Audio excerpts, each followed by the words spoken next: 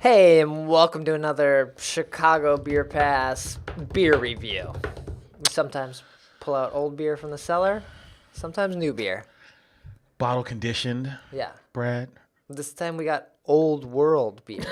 Is that the best way to describe this? How do we La Barreria? Right, so Birria is beer, Okay. and this is their National or National Ale. This is from Open Baladin, because I was out at Open Baladin in Rome, Right or on. Roma in Italy, and so I picked up some bottles I brought back, and this one seemed like a good one to bring back. We ended up grabbing some of the small format bottles because they're easier to travel with. It's like $4 for this. Dude, I'll tell you something, man. These I get a kick out of these little bottles, man. Yeah. The stumpy six packs. And then they got the little like The wine bottle has the little groove, so yeah, it's the little got- groove in the bottom so you can present it Right. just like that. It's Italian. Oh man, this is nice, man. So I did not have this beer when I went there, Yeah. but this was their Wi-Fi password. All right on. You had like a little memoir from the trip. Yeah. So yeah, the brewery is really cool. It's really like almost like funky looking, like almost Yeah. feels like a little Belgian brewery. It's lots of colors, bright. Whew, look at that carbonation. You can smell this beer in the room. Probably gotta, one of those where you gotta give it a little swirl at the end. Get everything out. I'm gonna have to wait a while to drink mine. Yeah, for sure. And then they're they're one of the patriarchs of like Italian brewing. And then like, the Italy concept, and it's in Chicago, it's also in New York. And then they're one of the it's these guys, Baladin, right? Open Baladin. Yeah. Open Baladin and Dogfish Head. Yeah. That are kind of like leading up this The beer side of the it. beer side of Italy, which is like the Italian superstore. Yeah, it's like a grocery store. I saw the one in Florence, but I didn't see the one in Rome. Oh, so there's an Italy over there as well? Yeah. Oh, right on. That's where they sort of started. Well, that kind of makes Yeah. sense, actually. Yeah. Why am I Yeah. so surprised?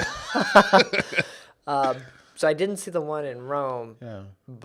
or maybe I did on the last day. I don't remember. But either way, I wouldn't go in there because I also walked by it and I was like, why would anyone go Why in would you go there? But then I was thinking like, I would totally go there because they have different beers, and why wouldn't I want to check it out? And Yeah. then we just didn't make it in. So I was like, as I like thought about it, I was like, this makes sense. I would want to check it out. I get the concept. Yeah. I know what it is. And aside from the bottles, man, I remember the one of my favorite days was when Italy Chicago did their little sneak peek. So like we're all hanging outside. It's like the Hop Leaf guys, like the guy who founded Hop Leaf, and the Beer Temple guys. We're in the middle of winter. We're standing outside, and the front entrance isn't open. Okay. So they have to walk us Goodfellas style through the fucking kitchen, through the back stairs to get to this brewery that hasn't started brewing yet. Oh, that's awesome. And you get there, and this guy, Tio Musso, and who's the Dogfish guy? Sam Caggione. And Sam Caggione are there, and they're walking you through all these beers. Cool. And it was really bizarre, but really memorable, And I remember having a beer that kind of smell. I forget the name of it. They all have the same, they do it like Revolution. They really good at the branding. Oh, but this beer I had kind of smelled like cheese. Oh, It smelled like blue cheese. But then it tasted like fucking Saison. And I'm like, what just happened? Yeah, that's Right. awesome. And I remember that from these guys. But Open Baladin, they have a ton of different beers. If you've seen them here in the States, you've probably seen a big bottle that's in paper, and it's like twisted at the top, and that's usually the Italian beers you see here in Chicago. And that was my first, I think, Italian beer, and they're like $30 a bottle. Oh, wow. Well, It's like Italian beer is expensive Yeah. in the U.S., but yeah. and this beer smells funky, citrusy. Wow. Look at that carbonation that went down. Yeah, grapefruit. I really love the you got that eggshell white head that just kind of stays and lingers on it too. And kind of pretty hazy. Like, yeah. Is this that haze, bro? This is the Is that Italian haze? Italian haze, yeah. I brought back another bottle for an employee here at the office, which was they're called Rock and Roll, and that's their American IPA. That was Right good, on. yeah. Just diving in. What do you think? You know, it has the maltiness of a quad, but it kind of reminds you of like a of a triple almost. Yeah. Right? Yeah, it seems thick. It doesn't have, oh, it does have the alcohol. It's only 6.5%. So it feels, it like drinks really light, but then like you said, like maltiness, it feels heavy. Like it's like 9%. It has the grain build of a big beer. Just, yeah, it feels like it's There's packed no with mo- flavor. there's almost no like aftertaste. It just kind of vanishes. Mm-hmm. You know, it's like very harmonic. Yeah. That's really fun. It's like, yeah, it's like the beer you want to sit outside and drink and just talk and not have to think about the beer you're drinking. Not so much that it's like a Miller High Life, not think about that you have to like slam it down so you can get to another cold one. It's just Yeah. like, I don't want, the beer is not getting in the way with whatever we're doing here. Exactly. So it's just a thing that we're socializing, drinking, and,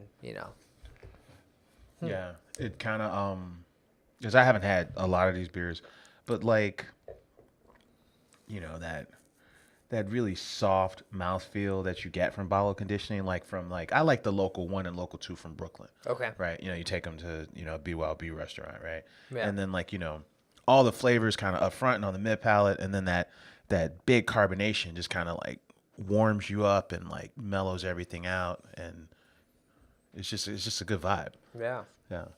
That's what this reminds me of. Mm-hmm. But yeah, I don't know much else about this beer. Like not having it on draft, I can't compare what it tasted like there versus in the bottle. But it says it was the expiration date's like 2009, so I'm sure it was bottled pretty recently. It doesn't have like a bottle date. So you went to this brewery, Yeah. and it's not in. Is it? I mean, it's in. Fuck.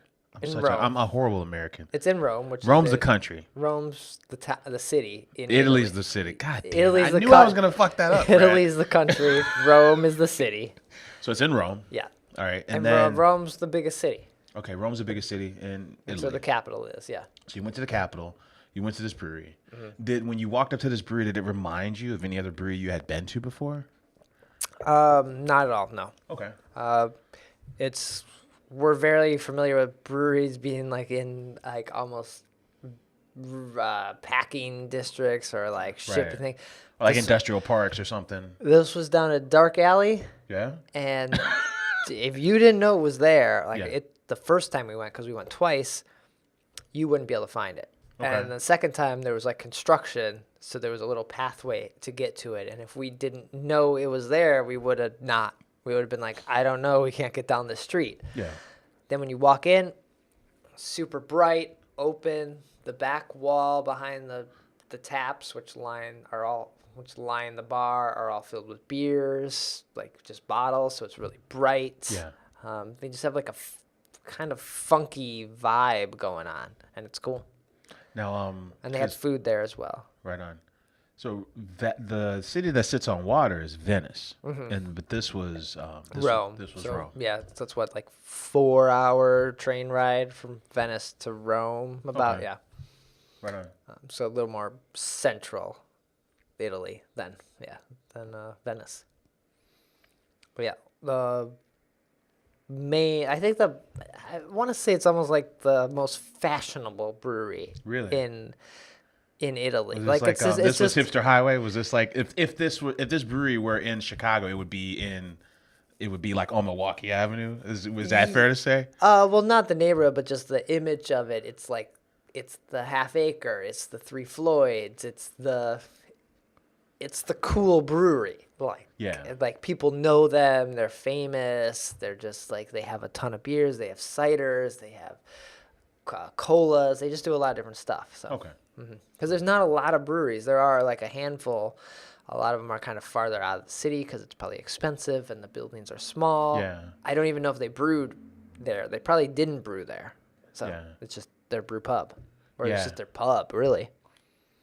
Yeah, I think like like I can't really picture the layout, but I imagine like if you're in a space like Italy where like you have the ability to grow, where you have a ability to have vineyards and wineries, Yeah. right? Like that is the focal point. Right, And but then, I'm like, sure hops. Like I didn't hear about anyone growing hops, but I bet if you can grow wine, why can't you grow hops too, right? Yeah, that's true. Yeah. So yeah, that's Open Baladin. This is their national ale, and it's fantastic. I don't know. It's Yeah, great. I dig it, man. It's